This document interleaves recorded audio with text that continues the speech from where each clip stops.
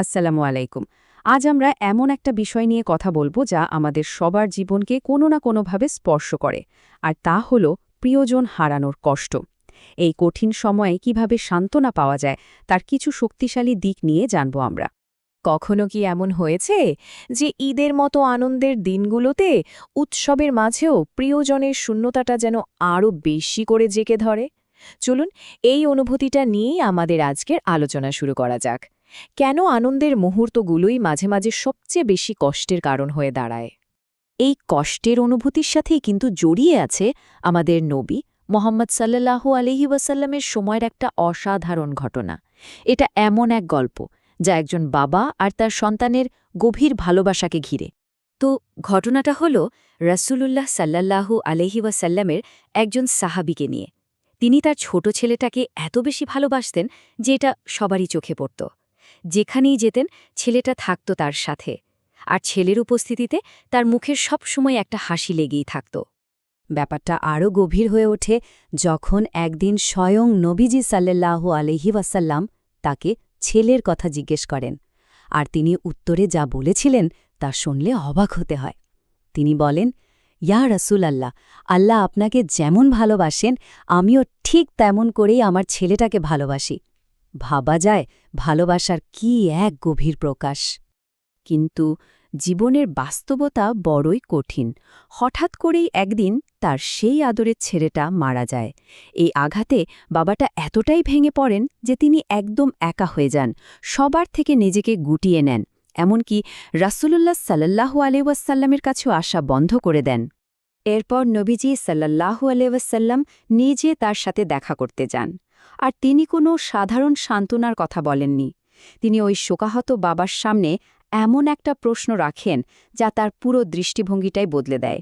তিনি জিজ্ঞেস করলেন, কোনটা আপনার কাছে বেশি পছন্দের হবে, সারাটা জীবন ছেলের সাথে থাকা, নাকি পরকালে জান্নাতের দরজায় গিয়ে দেখবেন যে আপনার ছেলে আপনার জন্য দরজা খুলে দিতে অপেক্ষা করছে? এই ঘটনাটা যেমন একজন বাবার, ঠিক তেমনি আরেকটা মর্মস্পর্শী ঘটনা আছে একজন মাকে নিয়ে। চলুন এবার সেই গল্পটা শোনা যাক। এই ঘটনাটা হারিসাহা ইবনে সুরাকা রাদিয়াল্লাহু আনহু নামের একজন তরুণকে নিয়ে। বদরের যুদ্ধের সময় তিনি শহীদ হন, কিন্তু তার শাহাদাতটা ছিল একটু অন্যরকম। তিনি সরাসরি যুদ্ধ করছিলেন না, হঠাৎ কোথা থেকে যেন একটা তীর এসে তার গায়ে লাগে। আর এই কারণে যেহেতু তিনি সরাসরি যুদ্ধ করছিলেন না, পানি পান করার সময় হঠাৎ একটা অজানা তীর এসে লাগে, তাই লোকজনের মধ্যে একটা কানাঘুষা শুরু হয়ে যায়। তাকে কি আসলেই শহীদের মর্যাদা দেওয়া হবে, এই প্রশ্নটা ঘুরপাক খেতে থাকে। এই অবস্থায় তার মা উম্মে হারিসা একদম ভেঙে পড়েন। তিনি সোজা নবীজি সাল্লাল্লাহু আলাইহি সাল্লামের কাছে ছুটে যান। তার প্রশ্নটা ছিল খুবই সহজ কিন্তু ভীষণ ভারী। তিনি বলেন, ইয়া রাসূলাল্লাহ, আমাকে শুধু বলুন আমার ছেলে কি জান্নাতে আছে? যদি থাকে আমি ধৈর্য ধরব, কিন্তু যদি না থাকে তাহলে এই শোক আমি কিভাবে সইব? নবীজি সাল্লাল্লাহু আলাইহি সাল্লামের উত্তরটা ছিল অসাধারণ। তিনি শুধু হ্যাঁ বা নাতে জবাব দেননি।